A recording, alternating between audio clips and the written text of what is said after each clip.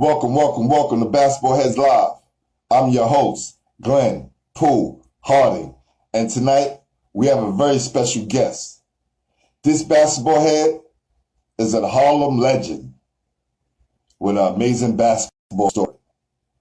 Unlike most players in New York who start out in high school, he dropped out in ninth grade. Not one to settle for less, he took his GED and began to hone his basketball skills to restart the journey where he left off. He worked summer leagues like a hunter, killing everything in sight, and earned a spot on the Westchester Community College roster. At Westchester Community, he would become one of their school's all-time greats. He then moved on to Texas A&M, where he would average 12.5 points a game, but never judged the points by the baller, because this basketball head will go on to take the NBL in Australia's professional basketball league by storm. He took his New York style to Aussie land, and the rest, as we say, is history. Becoming a three-time NBL champ, first in steals, second in assists, all-time in the NBL.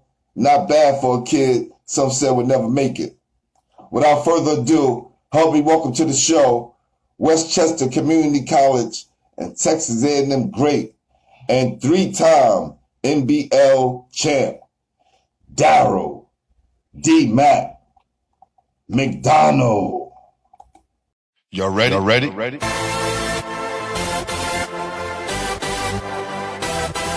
Yeah. You have just stepped out into the world of chaos, where everybody goes hard. Come on. Go hard.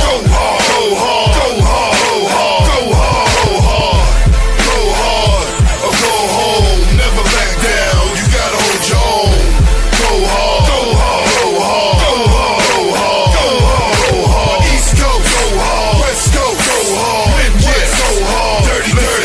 Hurry up, everybody, get online, buy your tickets, cause the game about to start. What's going on, my brother? Not a lot. I'm sitting up here watching these NFL games. That's about it right now. Yeah, man. It's good to catch some sports and just to chill out on a Sunday and relax. Yeah, it's Monday over here though, so we. Oh, yeah, I forgot. Yeah, we Monday afternoon just turned 12 o'clock. Yeah, okay. So. Got you. All right. So, again, welcome to the show. Yep. First question I like to ask all my guests is, who introduced you to the game? Who introduced me? Everybody. Like I played, man. You know, being from the city, you hoop. Okay. But my brother played, and I used to follow Leroy McDonald, and I used to go with him everywhere. Like I used to go to all his games, and really, I guess, took a liking to it just watching those guys. You know what I mean? But and for basketball, it's in New York, it was basketball, and basketball was all year round. Where you could play baseball in the summer, or softball in the summer, and then football in the winter. Whereas basketball was all year round. You know what I mean? Right. And just Right. playing all the time. And for all y'all people out in Cali who think that New Yorkers don't play ball all year round, we play ball all year round. Oh, yeah, we do. Oh, no doubt. Like I said, summertime you're outside, wintertime you're in the gym. And even sometimes in the winter you're outside. You know, you're shoveling snow, man. hands freezing. But if you want to hoop, you're gonna find a way to hoop. That's right. You're gonna find a way. That's right. So. Yeah. Where in Harlem are you from? 146th Street, 7th Avenue. Nice. I'm born and raised. West Side. Lived there all my life. Besides being here, I've been here for 26 years now. But before that is Harlem, man. 146 and 145th, 7th Avenue. That's right. And do you remember the age where you fell in love with it? So when you get introduced to it, it's different because a lot of kids stray away from it, right? When was it the age where you said you fell in love with the game? I would say maybe, again, because I've played other sports, I guess when I got a little bit older, you know what I mean? And so you gotta understand, so my situation was So I dropped out. So I dropped out of school in high school. So I dropped out in the 9th grade, right? So and then I dropped out, and again, even though I was dropped out, I was still hooping. So I was playing hooky, but I was going to hoop. You know what I mean? And Right. so I'm thinking, you don't know what's gonna happen. Like I honestly, when that happened, like I said, being a knucklehead, not going to school, and then the opportunity to actually go back to school was more like, hey, there might be some here, and then this guy Lincoln Sessoms, I haven't seen him in a long time, but I see him, always thank him for giving me the opportunity to go back to school because he actually seen me playing in the summer league. I played in Chicks tournament. I'm 45th in Lennox. Yeah. Chicks All Stars had a tournament, and that's where I Mm-hmm. pretty much became known because I played in that, and he's seen me. And, are you in school? And that is funny though. At that same time, I had just got my diploma because I had just got my GED because I was going to a school to get my GED. I just got my diploma. It was Father's Day and my birthday all in the same weekend. You know what I mean? Wow. And then, he hit me with, do you want to go back to school? And I was like, yeah, sure. And then that's how I ended up at Westchester Community College. You know what I mean? The Wow. coaches came, so they came down one week. It was an all-star game, but we didn't play because it rained. And then they came back the next week and watched me play and just gave me a scholarship to go to Westchester. That's where That's dope. that's where it all started. Like I said, and again hooping. So summer league, playing playing summer league, playing in all those different leagues. I would like playing summer basketball was a job for me. You know what I mean? Because I played Hey, for all of I used to play for all the hustlers. You know what I mean? And so they brother, paying a guy to you get don't paid. gotta tell me. We from the same era. Yeah, Trust me, I know. yeah, In the intro, I said, you treated the summer leagues like you were a hunter, yeah. Oh, no doubt, no doubt. right? Jay, You was going out to kill everything in everybody, sight. everything that moved, and every day. So I was traveling and playing 3-4 games a day sometime, man. You know what I mean? But just to hoop, But like I remember one summer coming home, like the end of the summer, every day I'm walking in with a different trophy, man. One time, it's first place, first and second place. That's all we never came away with first and second place. Right. I still can remember that. Every time walking past, the people going another one, another one. And it's just hooping. You know what I mean? Just hooping. So, but yeah, Yeah, my God, it started Perry. me going back to school. Okay, Perry Heard said you dropped a lot of jewels. Let me say he met you at Westchester. He wanted to know, are you still in contact with Coach Mitch? I actually am. I talk to Mitch all the time. Mitch is in Vegas now, doing he does basketball development in Vegas and working. But I talk to him all the time. Like That's we dope. keep in touch like almost every day, man. We say something. You know what I mean? Almost every day. So he's My doing guy doing John good. Arnold, Manhattan Center great. He said you was his inspiration as a point guard coming up. He just texted me before the show. Did he He texted really? me before the show like, yo, G, you're interviewing my inspiration tonight. John Arnold, yeah. John, good dude, man. I knew his whole family. You know what I mean? And it's funny. For myself, I just love to hear stuff like that. You know what I mean? I'm actually honored to hear stuff like that. And John was tough. You know what I mean? John was tough, man. You got another one, Tony Childs, straight killer. Call you a straight killer. Again, back then, we just talked about it. You playing, that's what made you get your name because of what you do on that court. So Tone, appreciate that, man. You know what I mean? That's No where it doubt. starts.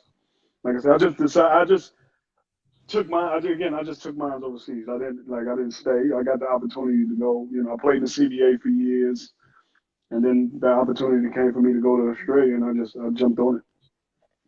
Listen, brother, what you did was great, and you carry New York on your back wherever you go. Oh, no right? doubt. It's that brotherhood, right? It's that brotherhood. You started here. You were born and raised here, right? And you just made your name somewhere else. But trust me, you made your name here first because without doing that here, you couldn't go nowhere else. No, and again, no matter where I go, man, I'm always repping the city, yo. Love New York. Always gonna love where I'm from, man. You know what I mean? Always. So when you was coming up, man, in Harlem, who was the best guy in the neighborhood? Who was the best baller? In my neighborhood? Yeah. Me. Cause I like again, I hoop. Where I'm from, I was, I hoop, and it's. I'll say that now, but again, back then a lot of guys played. Like my man, one of my best friends, God rest his soul, Big J used to hoop. People probably don't even No know doubt. that. You know what I mean? He used to hoop. He was good. My man Steve Paul, Steve O, he used to hoop. We all used to hoop. I just took it to the next. I just took it to the next level. I played. You know what I mean? Like I said, they didn't play summer league. They didn't do none of that.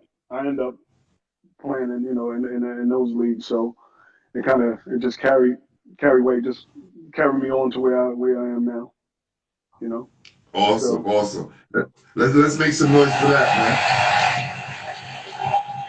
That's right. I like a guy who can say, you know what? It was me, man. But also, I like to hear about those other guys that rarely get mentioned. It'd be guys in our neighborhood. It's a lot of who them. is the best player in the neighborhood who, people never even heard of. Yeah, and it's a lot of them, man. And again, like I said, for me, it was just opportunity. I took opportunity. A lot of people don't get the opportunity. Opportunities don't come around all the time. When they do, you got to take advantage of them. But there's a lot of guys like that, man. You know what I mean? But again, like because we hoop, like we played, man. You know how it was, like all the time. And I mean, I could just think it back earlier. Like me and Master Rob. I used to hang out with Master Rob, and we used to go to different parks, and just hoop. You know what I mean? Like we used to find it'd be me, him, Trey Bad, it'd be a bunch of us, and we just go find parks and hoop. You know what I mean? Because you just wanted to play, man. You wanted to play. So. Yeah, my guy, resident artist, Jamel Powell, he turned around when you said Master Rob's name. He's like, yo, that's the third time somebody mentioned his name. Play high school ball a little bit younger, but Master Rob was definitely one of New York City's too. Oh, no doubt. Master Rob was legit, man. It was legit. Like I got my first, so playing in Chicks All-Stars. I don't know if you know Jeff, a guy named Jeff to the left. Jeff seen me playing there and took me to play in Nelson Park in the Bronx. And me and Master Rob was on the same team. And it was, it was ugly, I'm going to tell you. I would love to see a tape of that. Any of those games. Me and Master. Like I played with all of them. I played with Master. I played with the Terminator. You know what I mean? I played with Pookie Wilson, God rest his soul. We was all used to be on the same team. That's what I mean. No, we had that summer where we'll send 5 to one game to get to that game, and then once this game is over, the other 5 come. You know what I mean? We was playing like that. So we had that.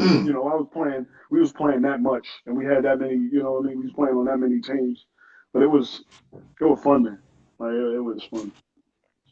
Wow. So, for a guy who wasn't that serious about school, how did you end up at Rice? Me, I didn't go to Rice. You think that's what they had in the what high school did you go to? I actually went to Charles Evans Hughes. Went to Charles Evans Hughes. Well, they must have got the information that I had. They put Rice High School. Yeah, I never went to Rice. And I went to Charles Evans Hughes because of Steve Burke. I know you gotta know. Yes. Yeah, so I went there because Steve was, like I said, my brother played, and I love my brother, but Steve was my idol. Right, so I went to, I played because of my brother, but Steve Burke was like an idol to me. And I went to Charles Evans Hughes because he was there. And again, I'll use Big J. Big J was a Gary Springer fan. Gary Springer went to Ben Franklin. Big J went to Franklin. You know what I mean? So I went to Charles Evans Hughes. And Steve was there when I went there. I think he might have been going. He might have been his senior year, but I wasn't playing. Like I didn't. I tried. I think I had one tryout, and I didn't make that tryout. That was it for me. So and then from there, I stopped. I actually stopped going to school from there. Oh, I was going, but I wasn't going to class. You know what I mean? And then so now they kicked me out. Then I had to go to like a preparatory school, and I did that for a couple of years. And like I said, I got my GED. Once I got that, and I got that opportunity to go back to Westchester, I took advantage of it. Let Steve know that basketball heads are still interested. We spoke a few times, but I'll just speak to him after that. My guy Tony Childs is getting them for me. Yeah, no, Definitely want to get. Oh yeah, no doubt. Yeah, no, he's good. Yeah, good dude. Yeah. So, okay. Now, what was the turning point that said you want to get back into school? What was it that happened that made you say, you know what? I want to get back into school and finish this up. I got, you know what? It was again playing, right? And so I'm gonna use Chick's tournament again. God rest his soul. I was playing in that tournament. I was playing against guys that was already in college. You know what I mean? And doing, I was holding my own. I was doing them dirty. Doing what I do. So when I realized that, like I could play. These guys are playing college ball now. I could play on this level. And like I said, I didn't think the opportunity would come.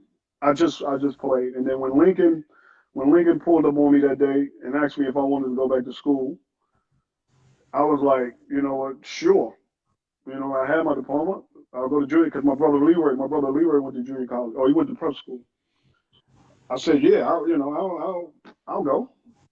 And then I ended up back in school. And then from there, it was more, this is the opportunity now. You know what I mean? Like, I know I can play on this level. This is the opportunity. And I just continue to, I can continue to run away with it. I made All-American when I was in JUCO.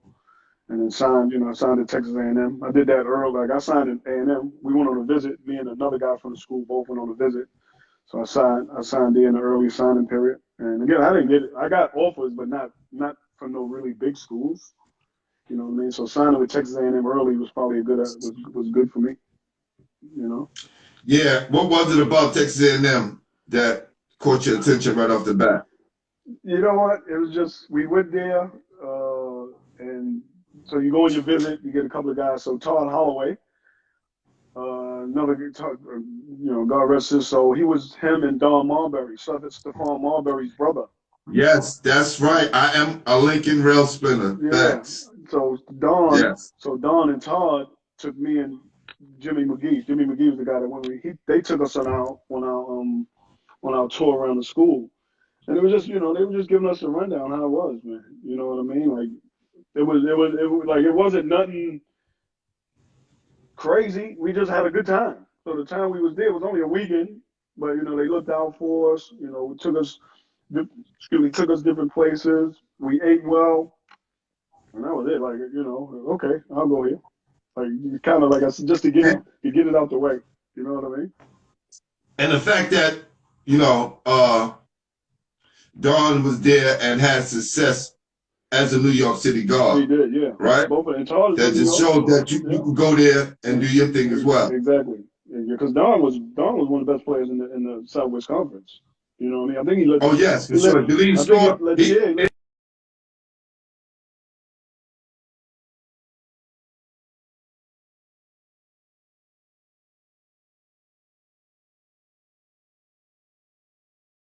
So that was definitely.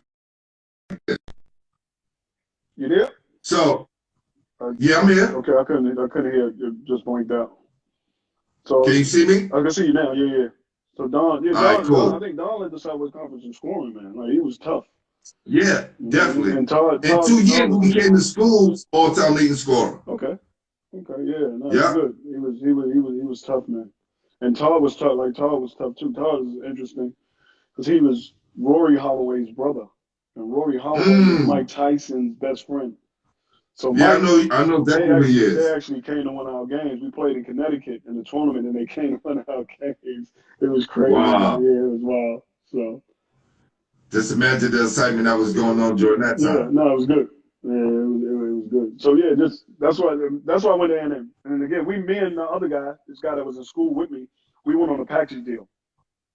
You know what I mean? And so we both signed, and we both had good years in JUCO, and then ended up going to A&M. That's dope. You got guys, sending you high praise from Tony Childs, John Arnold, Kenny Anderson, Ross Strickland, all these great New York City guards sending their praise to you, my brother. So it's good that we can give you your crown and let you know that we appreciate you being a part of this New York City brotherhood, man. No, I appreciate that. You know what I mean? Like, again, because I've been down here for a long time, and I see those guys online and things like that. But to get love like that, I mean, it's just, again, it's unbelievable to hear that stuff. You know what I mean? And all I can say is, thanks, and really appreciate it, man. No doubt. Now, one of the hardest questions of the night. Yep. While you was balling in Chicks tournament and serving up the competition,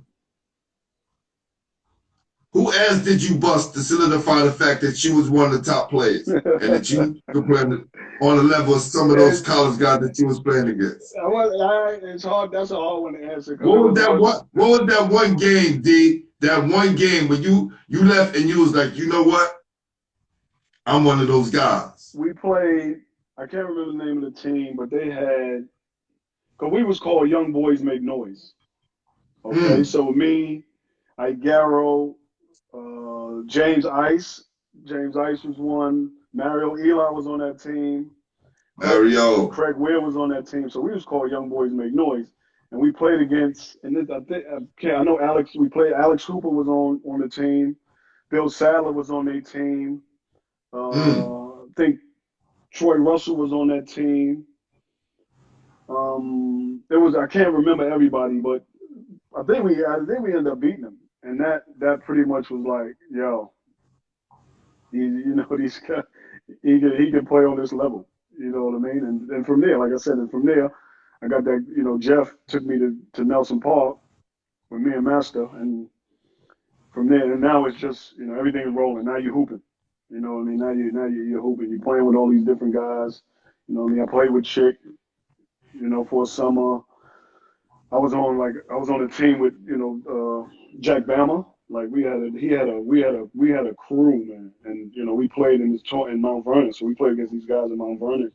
And I was on that team. I didn't play a lot, but the fact that he actually gave me an opportunity to be on that team. And this is with, Walter Berry, Steve Burt.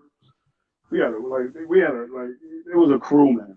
Like we had a crew, and just to go up there and play, like I didn't even get an opportunity to play. It was just good. It was just good being up there. You know what I mean? And yeah, it can do a lot for your confidence. I think kids need to understand that. Right. Sometimes you ain't gonna get a chance to play, but that experience and the camaraderie with the other players, and when you're around greatness and you paying attention and you focus, some of that greatness can rub off. Oh, no doubt. You learn, you learn, you play against guys and you pick things up from different guys. You know what I mean? But just to be on that stage, you know what I mean? And I was one of the younger guys, you know what I mean? But to be on that stage was unbelievable. Was unbelievable. So when you got to Westchester, what was the transition like from playing summer league to playing in college? I mean, it was a little bit different, but I'll say that my coach never, and I think this has happened everywhere I've been. He never stopped me from playing the way I played. I actually, and I'll get to that later, but he never stopped me from playing the way I played. So I was still doing what I do. You know what I mean? I was there in my first year. I was playing the two though, so I didn't play the one. I was playing the two behind. I was playing the two next to Andre McCoy. So Andre McCoy was starting. You know what I mean? So it's Andre McCoy, me, Charles Chisholm, Rudy Outlaw. Who else? So some of the guys. I draw a blank on some of them, but I was playing the two at that time, so I wasn't playing. But then my second year, I ended up playing the one, and I averaged like 30 and 8 a game. You know what I mean? Because I was a scorer. Like my thing was I was putting the ball in the hole. I became a distributor probably later on. Like I've been always passed, but I did that more later on in my career. You know what I mean? So the transition wasn't hard. Like I said, my coach Ralph Arietta gave me the freedom to play, man. Go out there and hoop. You know what I mean? And like I said, my second year I ended up making All-American, and that's when the Texas A&M came up. And listen, and nothing like a great coach that can allow a player the freedom to be them. Yeah, let you play. A lot of coaches have to trust you, right? That's Then absolutely you have to right. build up that trust first. Absolutely And once you build up that trust, then you're allowed to do what you need to do to be successful. Exactly. And then you can get, again, a lot of coaches coach, a lot of coaches overcoach. You know what I mean? That's when people say you got coaches, you got player coaches. You know, some guys are player coaches, some guys are not. But Ariella was a player's coach. Like he just, you know, he let you guys. I mean, he coached, but he let you go out there and hoop. You know what I mean? So. How did you guys do as a team while you was at West? So my first year, we ended up making the nationals. You know what I mean? So we end up junior college nationals, played in Hutchinson, Kansas. You know what I mean? And played against. I remember one guy we played. He was tough, a little guard named Pee Wee Barber. I can remember him because he was tough. We ended up losing. Like the first game, and I think that hurt us. You know what I mean? But then the next year, we actually didn't make Kansas, and we lost in the championship game of the tournament. You know what I mean? I think we lost to. It was a team in Jersey because we always played Jersey. So Westchester always played, the Region 15 always played against another region, and we I think we won our region, if I'm not mistaken, but then we lost to go to the final. Gotcha. So now I made All-American. So okay. Had a solid season. You know, solid. So hey man, making All-American ain't too shabby, fam. No, and that's not at all. Off to A&M again, where I made our first year, we made the tournament. You know what I mean? And we end up 8th in our conference and played TCU. TCU was first, and we ended up beating them. So we ended up winning the conference and got an opportunity to play in the tournament. You know what I mean? And it's funny how. So once the tournament, you get back to the hotel and you wait for the bracket thing to see who you play. And we end up getting duped in the first round. So they wasn't the dupe that you know dupe, but they were still tough. It don't make a difference. You know what Trust I mean? me. They were still tough. You know what I mean? Tommy Hamilton, yeah. Quinn Snyder, Danny Ferry. Yes. They were still tough, man. You know what I mean? They end up beating us. They didn't blow us out. They end up beating us by like 6. So. Yo, my guy, Mike Mustaine said, I remember playing against you in Pee Wee. He said, up at Laney in Wilmington. Yeah, he was playing against, probably talking about Pee Wee Baldwin. Pee Wee was tough, man. He was a little guard. I'm trying to think he remind me of like little guards, man. He reminded me of Chris Jackson. Oh, okay. Yeah, he was. He put it up like that. Yeah, he was tough. Like he was tough. Wow. You know what I mean? Then we ended up playing. I can't remember what he did on us, but I think he played well because they ended up beating us. Okay. You know? So life at Texas was pretty good. Your 2 years there. It was. Yeah, it was. But like when I got there, so we hooping again. The coach seen me, but he never seen me. So we used to hoop when you're not supposed to. You know what I mean? Like because training didn't start to like. It was either October or November, but we still used to hoop. And so they used to sit up in the stands and watch while we was hooping, and they was happy with what they got. You know what I mean? And then the season started. I actually did my knee, and so I was out for like the first, the first month of the season. I was out, and and this thing because I'm there to play and go to school, but I'm not hooping. I'm walking around. I got a bandage on my knee. I couldn't leave, so I got to a point where, you know what, I don't even want to be here, man. And my coach was like, dude, what are you talking about? Nah. You can't go. Yeah, you just hurt. Yeah, you ain't going nowhere. But you never experienced that before. No, exactly. And that's why I struggled with it. You know what I mean? And then I ended up staying, got my knee right, and then, as the season come, I eventually ended up in the starting lineup, and we made the tournament. You know what I mean? But then the next year, I had a solid senior year. It wasn't great, but we got bumped early in the tournament. Didn't even make the second round. But then I got opportunity to try with the Nets, New Jersey Nets, and just didn't pan out like I'd hoped. I'm gonna tell you, you know what I mean? It wasn't. What was the difference? What was the difference in the transition from Texas A&M to the NBA? I'm gonna tell you what. I went to the camp playing the kind of like the way they wanted me to play instead of playing the way I play. You know what I mean? And and they killed me. So I end up getting cut like straight away. Like I didn't last. I think I made it for 3 days, and then I got that call from Willis Reed, and that was it. You know what I mean? You was out there playing the robotic point guard. Pretty much, yeah. I didn't play the way I know I can play. You know what I mean? So Right. I ended up getting cut.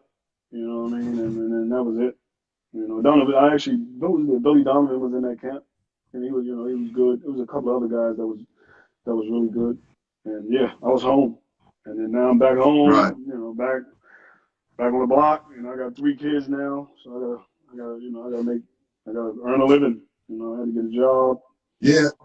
You know, things like that. And it's that next transition, right? That was it. It's that next transition. Yeah. So you went from a transition from getting into high school, dropping out, getting back into school, finishing up, going to community college, doing well, earning a scholarship to a major university. Absolutely. Having a decent career, right? Get a tryout from a pro basketball team, and then now you're feeling like when you got your knee hurt. Yeah, because I'm thinking I'm going to the NBA. Everybody telling me I'm going to the NBA. You know what I mean? Yeah, and then that confidence, that confidence kicked in, and then you get there. You start looking at yourself like you doing something wrong. Yeah, and that's what it was. Because I didn't play the way I know I could have played. You know what I mean? And then I'm getting cut, and so from then on there, from then I continue to, everywhere I go, I'm just gonna play the way I play.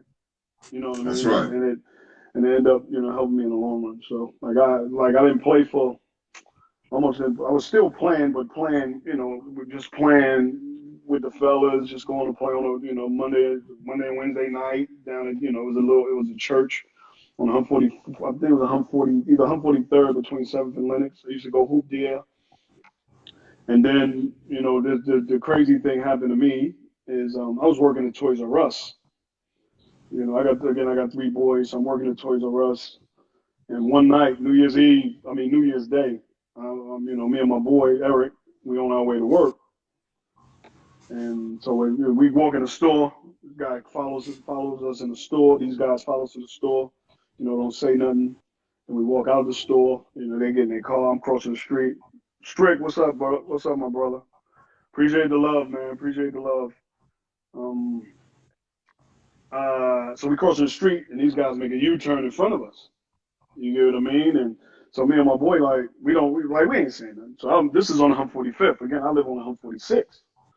So now we walking back to the block so we can, get in a van, because he had a van. He was driving his cousin Big J. We was driving Big J's van to work. So we was taking it to work.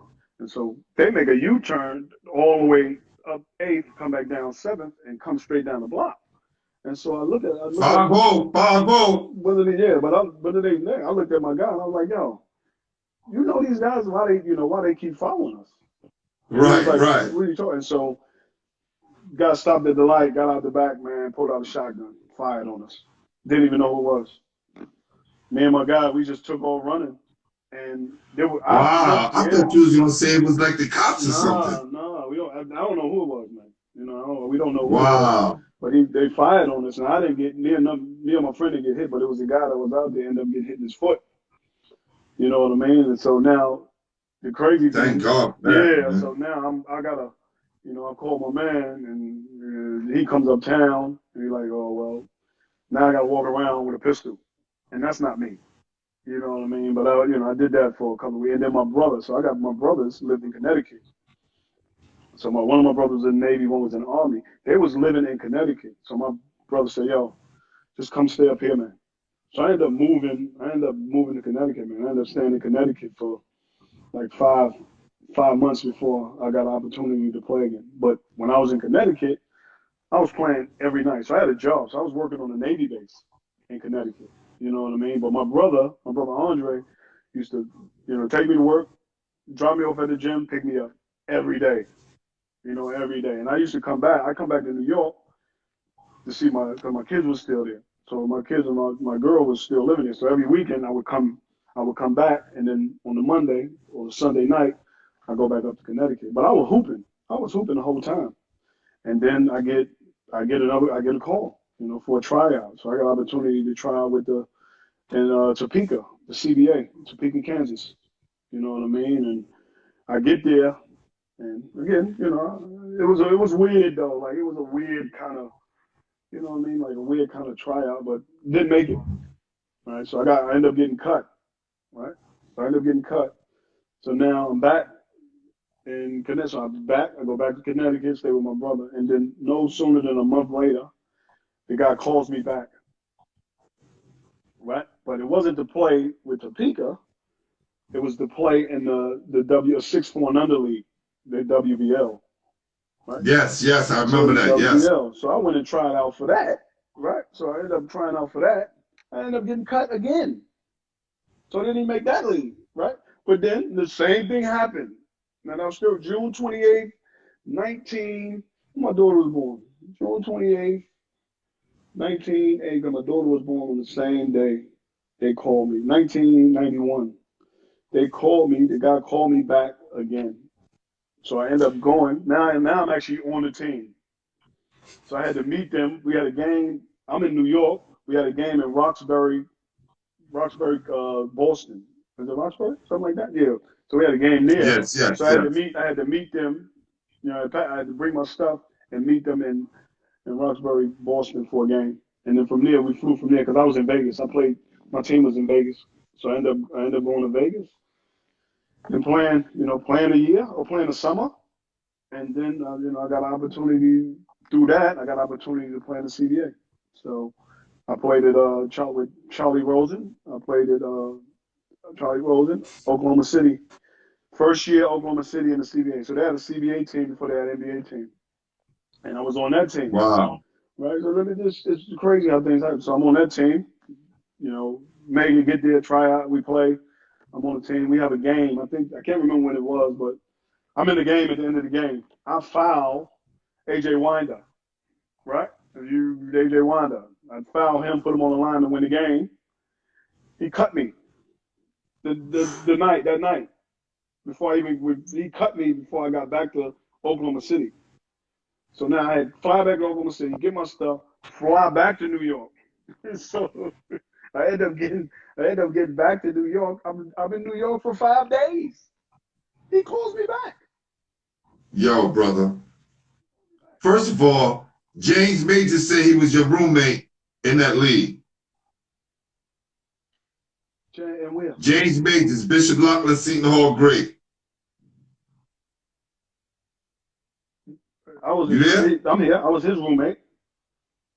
Yeah, he just mentioned it. I think it wasn't me. It was somebody I played with was his roommate. Oh, okay. Yeah. He said D-Mac was my roommate for that league.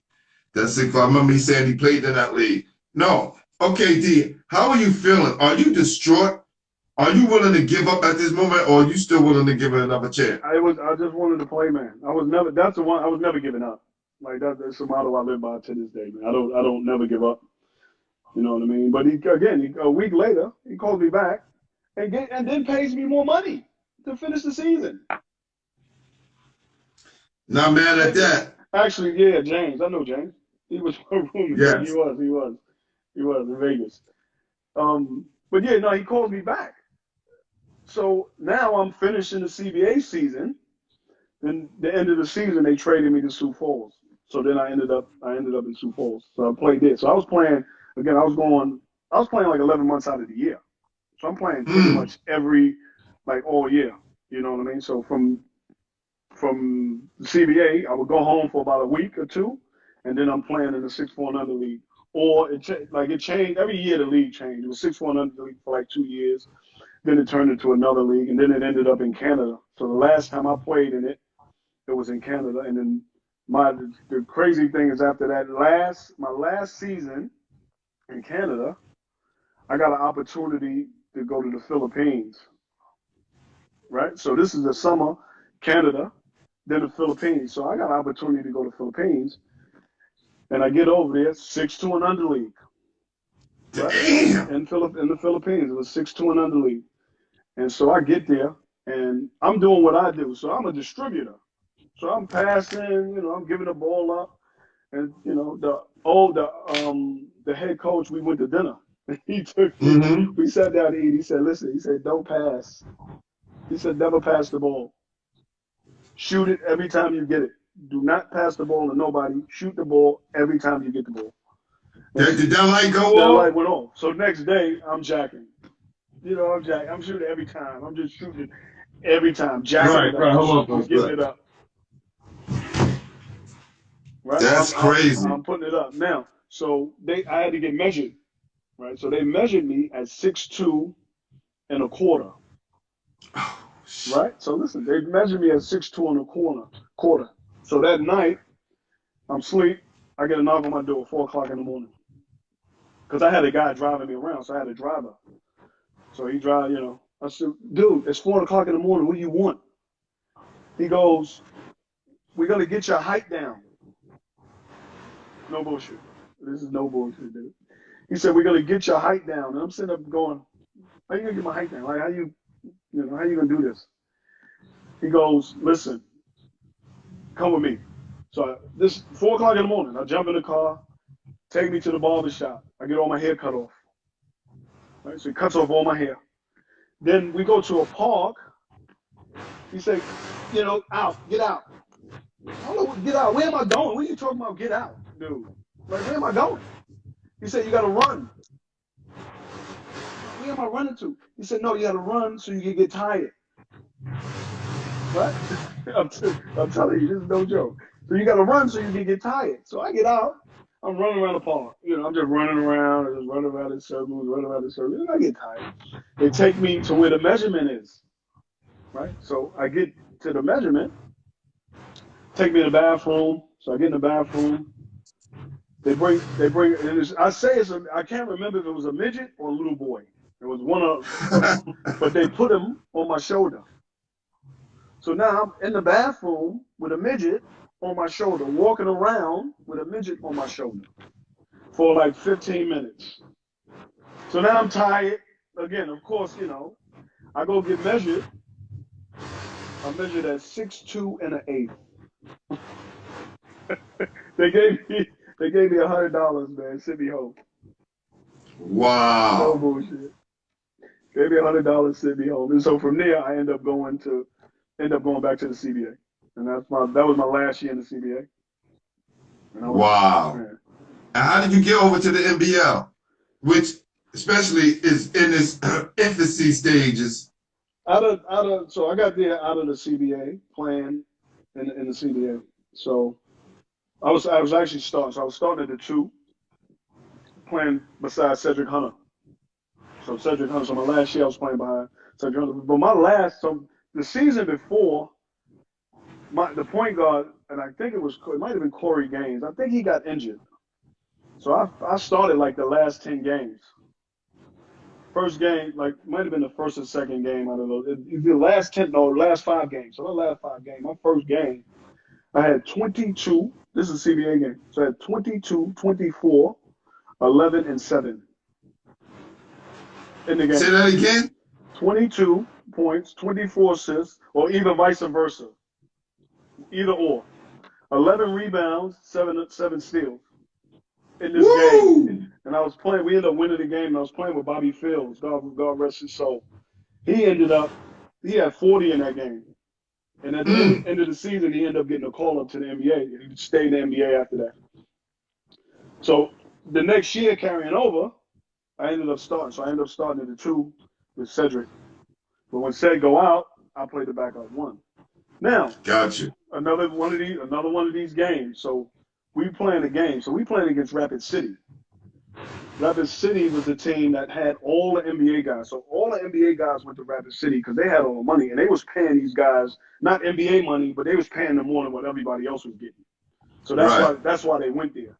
So we got a game against them, and this game is on TV. It's on ESPN, and Bernard King is doing the game. Prime time. Yeah, it ended up prime time. I finished with like 35, man. On TV, on TV. And Bernard King was going, "Why is this guy not in the NBA? Why is nobody giving this guy a 10-day?" And I didn't know that until I seen the game, because I had the game taped back in Sioux Falls. Right. And so an agent, because I actually didn't have an agent at the time. There was an agent that seen this game, and he goes, "I've seen what I've seen. Everybody I talk to keep bringing your name up. I got a job for you in Italy." Right? So he said, "But I need, I want to represent you." So he sent me a contract. And again, I didn't have an agent. So yeah, I'm going to jump on it. So he sent me a contract. I filled it out. I didn't get the Italy job. Right? I didn't get the Italy job. They took somebody that actually played over there. I think his name was Dennis Smith. I remember Dennis. He went to Georgia, Atlanta. They took him instead. So now I'm back, I'm back in the CBA and I'm hooping. And I get a call from Brett Brown. Brett Brown, a head coach that was just coaching the Philadelphia 76ers. Yes. He's the one that brought me to Australia. You know what I mean? He brought me to Australia. And the wild thing is, he actually wasn't even looking at me. He was looking at somebody else on my team. And then what he saw was when I took over, when I came in the game, the game just changed. And then he ended up calling me, and I got a call. I'm in a hotel, so I'm living in a hotel. Oh, you got a call down here. So he called me, and I go down, and he goes, I've been watching you. Would you like to come to Australia? And I didn't even care how much money it was, right? I didn't care. I said, yeah, I want to go. Because not only that, I knew Ricky Grace. So Ricky Grace, I played against Ricky Grace in college, and I knew Ricky was over there, so I knew they took point guards. You know what I mean? So when he asked me to come, I was like, yeah, please. You know what I mean? I kind of just wanted to get out of the CBA because I was in it. That was like my fourth season in the CBA. So when that opportunity came, and that's how I ended up in Australia, man. And then Nice. my first year, we won the championship, and I missed MVP by one vote. I lost to Andrew Gaze. And Andrew Gaze is an absolute icon down here. He's definitely. Basketball royalty here. You know what I mean? So, but I've been here ever since. What I tell kids all the time, and I told this parent the other day, she was asking me, how can she get her son exposure? And I said, he's a senior, so he's going to have to take his opportunities when he can, because it's like the fourth quarter now, right? Yeah. So whenever he knows that there's scouts in the building looking at his teammates that are more highly recruited than him or being recruited, that's when you have to show up. And you have to show up every game because you never know who's in the building. And it's another thing I use, and I'll just go back on the Westchester story. We train him one day, and there's a guy in the stands. We don't even know who he is. You know what I mean? But we in there, like, we joking around. We not taking it serious. And to come to find out, it was a coach from the University of Pittsburgh. Like, we had no idea who he was. And he told my coach, he said, listen, I'll never recruit a player from your school. That day, when I heard that, that just changed my whole outlook on again, just wherever you never know who's watching, man. So you just never know. Go out there, and that's another thing I use when I talk to kids. Like, you get out there, you don't know who's watching, man. So don't be out there laughing and joking around. If you're out there to hoop, you got to play, man, because you never know who's looking, and you never know what opportunities can come from it. That's right. See kids showing up to the court, shooting around with slippers. I'm like, yo, fam, what you doing? You disrespecting the game. Yeah. You don't come on the court with slippers shooting around. And playing, and joking around, shooting half-court shots, not taking it serious.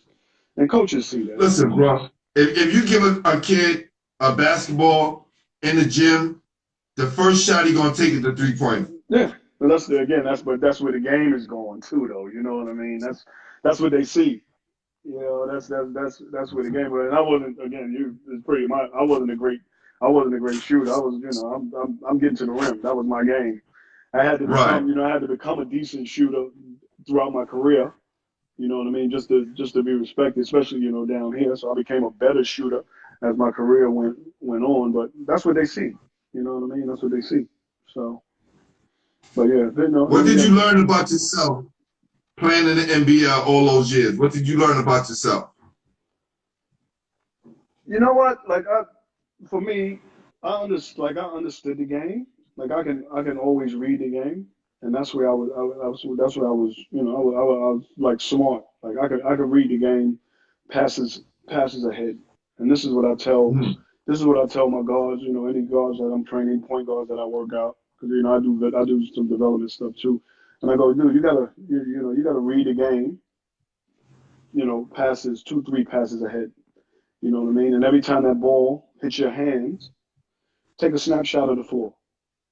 You know what I mean? Take a snapshot of the floor. Know where everybody is. As soon as the ball touches your hands, you know, just take a snapshot of the floor. Know where everybody is on the floor.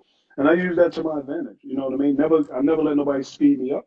You know, I always played at my pace. And again, as you know, I played till I was 43. You know, I was still dunking easy at 43. You know what I mean? So I never let nobody. But I was quick, but I used my quickness when I needed to. You know what I mean? So you pick those things up, and you know, scouting and all that stuff plays a part. But you know, for guards, like you know, play at your pace. Don't let nobody speed you up, but you know, read the game ahead, passes ahead. You know what I mean? A lot of guys don't do that. That's crazy. My guy who I played with, Bernard Mitchell at Lincoln, he said our point guard Tiny Morton was like that. Yeah. The ball would go up. Tiny would look down the court first straight away to see where the players was. Straight away. Before he even went for the ball. Like when that shot went up, he looked and saw where everybody was. Then when he got the rebound or got the pass and was able to make that pass quick. And you know what? You know what you get from that? You get guys wanting to play with you because they know they're gonna run. They're gonna run the lane. You know, I played with some bigs, man. The big one of my big Chris Asstst, who I won 2 championships with. He knows. He would just run and seal on the rim because he know if I get it, I'll throw it. You know what I mean? But I know he got it. And guys running the lane. You know what I mean? You do that. So this is what I tell them before you even touch the ball. You know what I mean? Have a look, and you can do that quick. Have a look, get that ball. You know what you pretty obvious what you can see. You know what I mean? You don't have to throw it, but at least you know it's an option. You know what I mean? At least you know it's an option.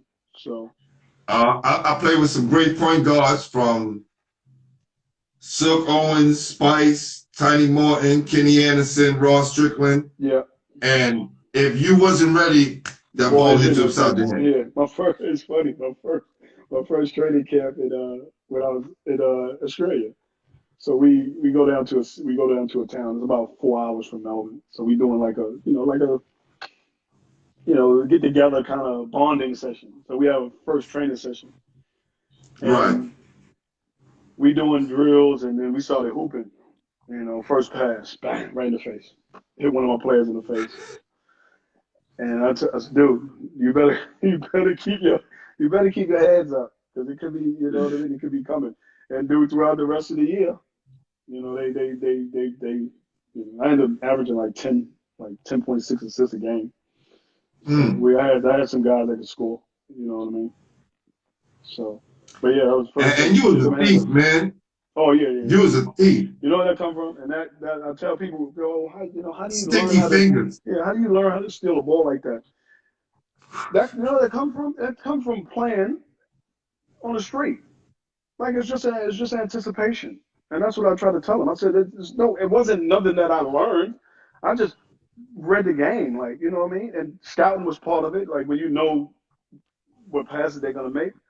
But my anticipation came from playing outside, just playing against guys. You know, we just hooping, and that's what I try to get kids here. That's what we don't do. That's what they don't do here. Just go in the park and hoop. You know what I mean? That's what I be trying to get kids. You know, when we get our opportunity, just go in the park, take 10 guys and go play, or go in the gym. That's right. They use the park a little bit, but go in the gym and just get up and down and just play. No coaches. Nobody can tell you how to play. That's how you get better. Like coaches in your ear all the time. It kind of nothing. I love it because I coach, but you don't want to be in the guys' ears all the time and take away from what they do. So just go play, man. And that's how I learned all that. Just anticipation stuff, and with now the way the game is being scouted. You know, you're getting scouting reports, you're watching video, you're doing all that, so you can see what teams run and things like that. But dude, my anticipation stuff came from playing on the streets, man. You know. Okay. So. All right. So let's talk about the last 2 championships. When you came in, you got spoiled. You won that first one, right? Because everybody think, you know what? I'm gonna do this shit again and again, like LeBron. We're gonna win 7, 8, 9, 10. Yeah, we don't know. You do think that. You think that. Yeah. So we won it my first year. We actually made the championship my second year, right? So we ended up making the championship. And the crazy thing is, we actually played against Perth. Perth had Ricky Grace. So it was Ricky's league, right? So, because he was there for 2 years. He was the point guard. You know, you go on astray, this is the guy you got to play against. So we won it the first year. We didn't play against them. We beat a team called Adelaide. But then the next year, we ended up playing them in the final. The crazy thing about this is the winner would play in the McDonald's Cup. And that would be we was going to play against the Houston Rockets. So that championship Houston Rockets team, so Kenny Smith, Sam Cassell, those guys, Mario Ellie, we was going to play, the winner would play against them. So we played them, we beat them in Perth, game 1. So it was only best of 3. We go to Perth and beat them, game 1. Game 2 is on our home floor. All we got to do is win, man, and we gone. They end up coming in our place and popping us.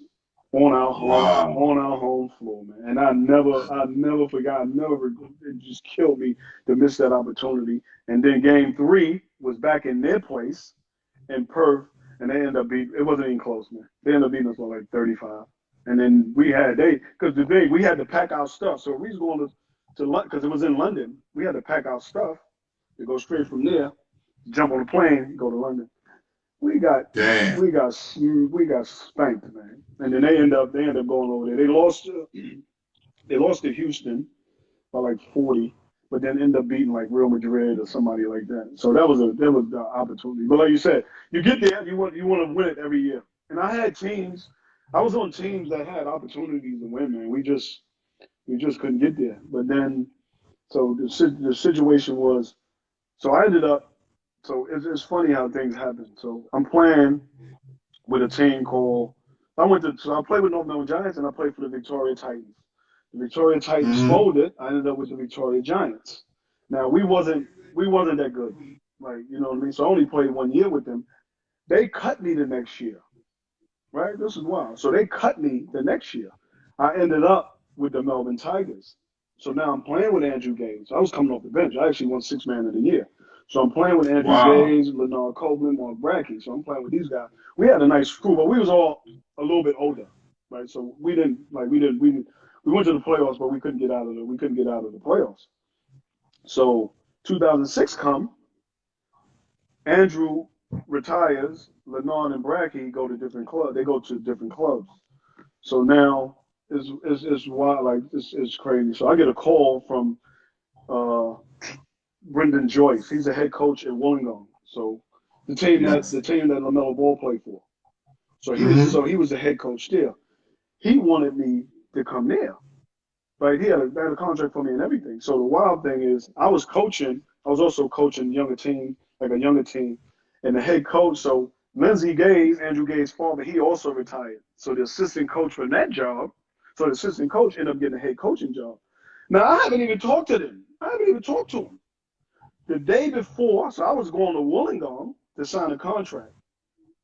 Right. So this is a Thursday night. I'm going to Wollongong on a Friday night. I'm going to Wollongong on the Friday morning to sign a contract. Right. His name is Al Westover was the head coach. He calls me on a Thursday night. Mack, what's up? How you doing? You know, what's going on? Blah, blah, blah, blah, blah, blah. And I'm like, yeah. He said, yeah, no, I just want to talk about next year. And, and going to China, because we used to go to China every year. So and I'm like, next year, what are you talking about? I said, Al, I'm going to Wollongong tomorrow to sign a contract. Uh-oh. He goes, actually, he didn't even say nothing. The phone just became real quiet. Like, he just became silent. And he goes, no, I want you back next year. And I'm like, Al, I didn't know that. Nobody said anything to me. You know what I mean? And so I ended up going to Wollongong, and I get up there, and I'm driving. So we driving. So Wollongong is an hour from Sydney. So we drive in the city. We drive into Wollongong, and I'm talking to Brendan, and I go, yo, I met Al yesterday. And he go, so you gonna go back to Melbourne, ain't you? I said, yeah, pretty much. So he wasn't happy about it. So I ended up signing back with the Tigers. And we ended up with a crew. So it was me, Dave Thomas. Dave Thomas played Michigan State, won the championship with Michigan State, Rashard Tucker, and Chris Anstey. So my thing was Chris Anstey, because Chris Anstey played NBA, played in Russia. Right. He was coming back. I didn't think he was actually coming back. But Al said, listen, he's coming. So when I knew he was coming back, that was just I'm staying. Because I played with Chris before he went over there. Me and Chris had a good rapport. You know what I mean? And so I ended up signing. In that first year, it was almost like we all had a chip on our shoulder. You know what I mean? Because I ain't tell you. So when I got cut by the Victoria Giants, they told me we're looking to build a championship team over the next 3 to 5 years, and we don't think you're gonna be playing. So this is what they told me, right? So I get cut. I end up with the Tigers. I won a championship in my 3rd and 5th year. You know what I mean? With the Can't Tigers. tell that to a New York City kid. No, you don't do that. We don't forget. We don't forget. I couldn't believe they told me that. But so now I end up with Melbourne. And that first year, like I said, we all had a chip. So I had a chip on my shoulder. DT had one. Rashard had one. But Chris, because Chris never played with Melbourne. They always recruited him, but he never played.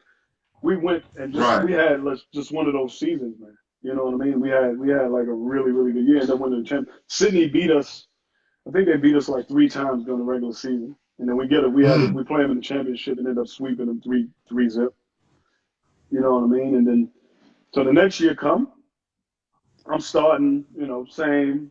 We end up making the championship, but we lose to Brisbane. Brisbane was pretty tough. And I'm only bringing this up because I got an opportunity to play with one of my sons. You know what I mean? And that never happened. Yeah. So we actually played grand final. Game 2 in the grand final, we playing in Melbourne. And we get in the game together.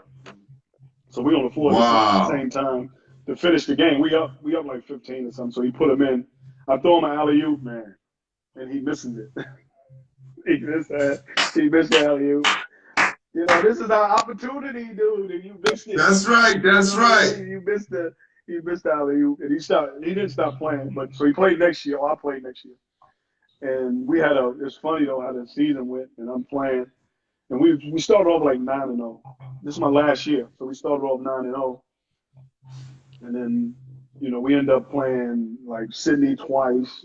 And then we played Perth and we played Townsville. Townsville had Homicide. So Homicide was on that team. We played him early in the year and we beat him. And he didn't do that well. But then we played him at their place.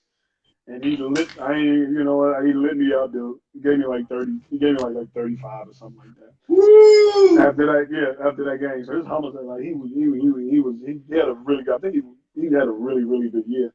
So the next game, we go to Perth. That point guard kills me. So this will be, they was killing me. I ain't even gonna lie, dude. Now it's time to, like, you know what? Kind of pack it in. It wasn't even pack it in. I wanted to still play, but me starting probably wasn't the right thing because I couldn't play a lot. Got you. So after the Perth game, we in the locker room, and I told Al, the coach, I said, listen, man. I said, dude, take me out the start lineup. Just bring me off the bench. Let me play, I'll play limited minutes, things like that. But I always finished every game anyway. You know what I mean? And then from there, we started rolling again. And then we end up winning the championship and beating Sydney again. But it went to 5 games this time. Wow. And that was it. As much as I retired, I was actually gonna play again the next year. You know what I mean? Joey Wright, who was the head coach at Adelaide. He'd been here for some years. He was the head coach. I'm walking my little 2 dogs. He calls and he goes, "Are you retired?" And I go, "What do you mean?" He said, "Are you retired?" I go, "Well, yeah." He said, "Do you want to play again?"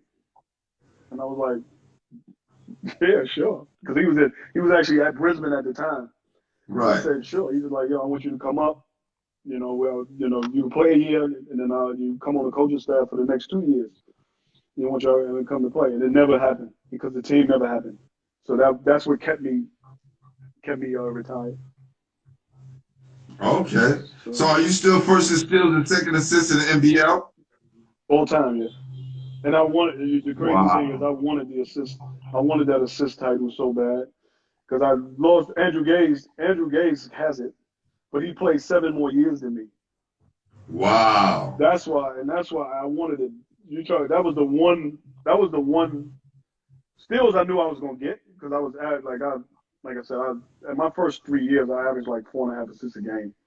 You know what I mean? So I knew, but I wanted the assist one, and that's why I was gonna play again because I wanted to get the 500 games because I finished on 485. I wanted to play the 500 games and then get that and win the all-time assist lead, but it never happened. But yeah, still like first and steal, second in assists all time.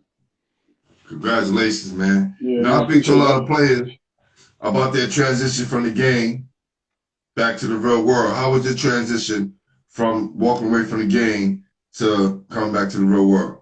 It's been good because I've just stuck around the game. You know what I mean? Like I went straight onto the coaching staff right after my last year. You know, so then the coaching. So I was coaching off and on. So I had a year where I coached assistant coach at NBL, and then I had to work, and then I had another year as an assistant coach. Now working in that's third year, I ended up becoming a head coach mid-season. Well, with 10 games to go, because we wasn't doing that well. And as much Yes. as I hate to talk about it, because I think people think I went behind my coach's back to get the job, and I would never do that. But it's happened twice. Like this happened 2 times. So we end up, the year I took with the 10 games, we ended up finishing. We didn't make the playoffs, but I think I went like either 5. I can't remember. I might have went 5. I think I went 5-5 in those 10 games, but Mm-hmm. didn't get another job. You know what I mean? I didn't get that job coming back. So now I'm back to square one. I got to work, but this time I'm working. I'm doing basketball.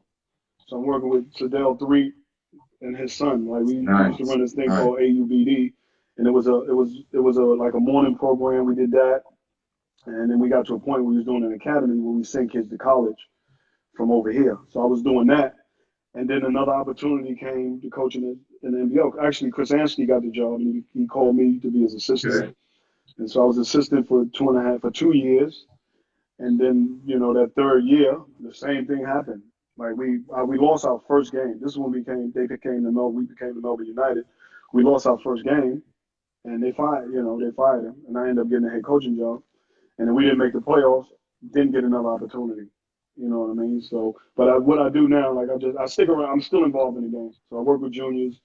I do development. My son is here. My son plays. My other son, Darryl, Okay. and he can. I'm trying to get him. I just want somebody to give him opportunity. I mean, he had a chance. He was with Melbourne United, I think 2 years ago. He was a development player, and then they got rid of him. And now, I work him out all the time. I want somebody just give him opportunity because he can play. Like That's right. he pretty much got everything I got. He don't pass like I do, but he's a better shooter. But his handle is crazy and athletic is crazy. Can defend, does all that. I just want somebody just give him a look. You know what I mean? And if he's not ready for it, then we know that. But not even get brought into somebody's, not even get looked at. That actually bothers me a little bit. You know what I mean? Yeah, especially all the things that you did, You know what I you mean? know? That bothers me. And that's what I mean. Like I said, if he ain't good enough, then he ain't good enough. But at least have a look at him, and then That's right. then you can judge. You bring him into camp, let him go against some of those guards you got, and you'll see what I'm talking about. You know what I mean? So I'm just trying to push and get him an opportunity. You know what I mean? But right now, yeah, the transition's been good, man. Like I'm just like I stick around. I'm still involved. I stick around the game. You know what I mean? Like I said, just working with kids and things like that. So That's good. Because our sponsor over at Game Over, yeah, right? My guy, Eric Hicks. This is his trophy that he patented. yeah, People get it. You see these trophies all around New York City, all around the tri-state area. It's his own trophy, played with the same Bonaventure. And he started this grassroots organization called Game Over. yeah. And he runs it out of the Sky Dome, great gym. Okay, But his thing was, what was he going to do when the game was over, that's it. right? Yeah. And a lot of athletes find it hard to transition out of being an athlete, right? Out of the spotlight. So I just like to mention that, and it's good that you had a great transition from that because you stayed around the game. Yeah, you just gotta be prepared for it. Because it's funny though, because it was hard, man. You know, even my ex, she couldn't, like, she struggled to deal with me during that time because I was like, I'm not playing. Like, you know, you go from playing 20 years straight to actually to not playing. You know what I mean? And I was even training with our guys sometimes. Like, we don't have enough. I'm jumping on. You know what I mean? You just playing, and then I got to a point where, you know what, dude, just let it go, man. Let it go. You know, you ain't doing something. Man. Let it go. But the transition, that's right. It's been good, man. I can't complain. All right. Top 5 players all time, New York City. Top 5. They don't have to be in order, do they? Nope. You put me on the spot here. That's right. So basketball heads. What are we talking? So we talking just players? Your top 5. Your top 5. For New York. Yep. Players. That's right. New York City, baby. So I gotta put there Steve you go. in there. So I gotta put Steve in there. Steve Burt. That's Steve Burt. Yeah, definitely.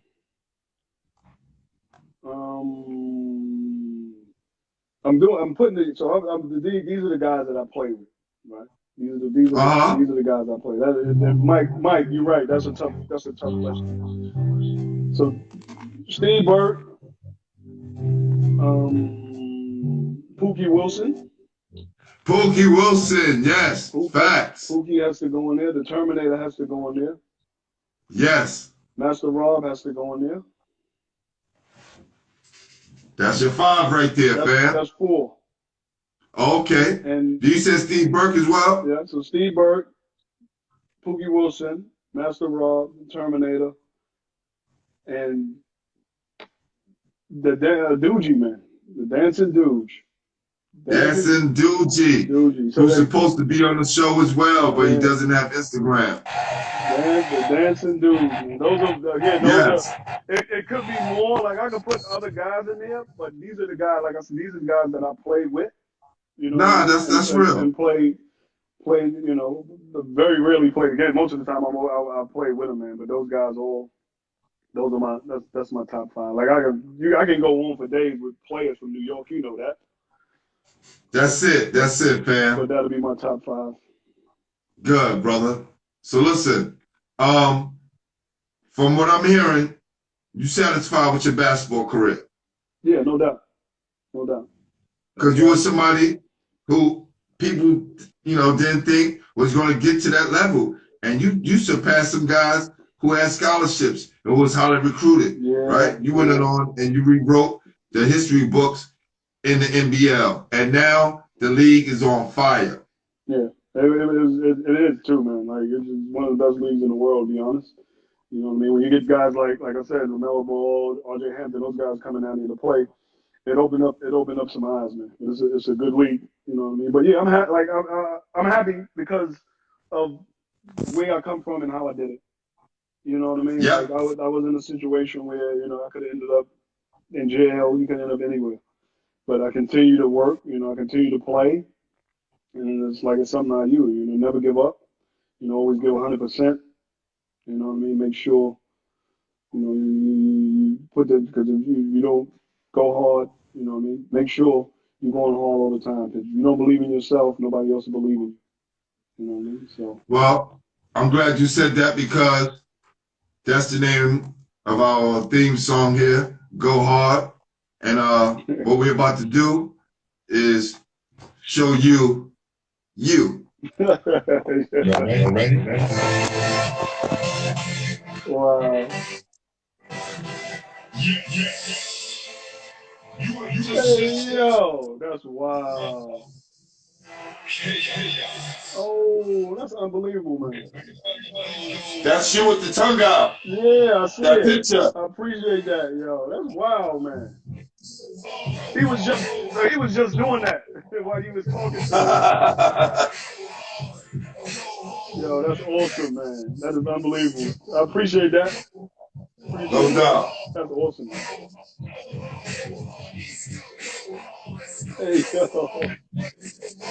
Hey, that's nice.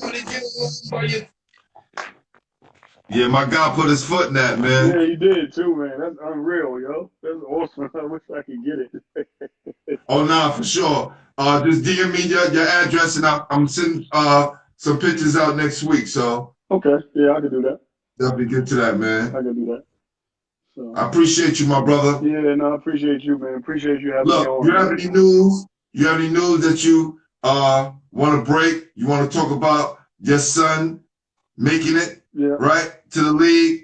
We're gonna get that on, man. Let's do that, man. Okay, I can do that. Let me just Because say it's one gonna thing. happen, man. I believe it's gonna happen. I hope so.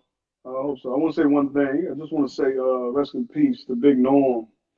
Right. I don't know if a lot of people know Norm, but Norm is he's from Harlem, and he played. Salute, Norm. Yeah, he played here. He was playing here before I got here. He passed away. I think it might have been. I think it was yesterday. So just want to say rest in peace to him, and prayers and condolences No doubt. to his family, man. You know, and everybody else. Thanks for tuning in. Basketball heads, man. Appreciate you guys for having me on for real. You know, Appreciate you, brother. Appreciate you. Opportunity to tell your story, man. Right. Definitely, man. Basketball has been the official home for New York City basketball. Appreciate for sure. it. Appreciate it. Appreciate you, brother. All right, dude. All right, peace. Thanks. What we're gonna do now, I just want to thank everyone for tuning in, for supporting Basketball Heads and the movement. Want to give a big shout out to my guy, Rob Phelps, for hooking me and my guy up. And one, baby.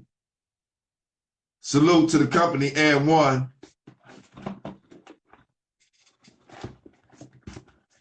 There you go. Holla at us.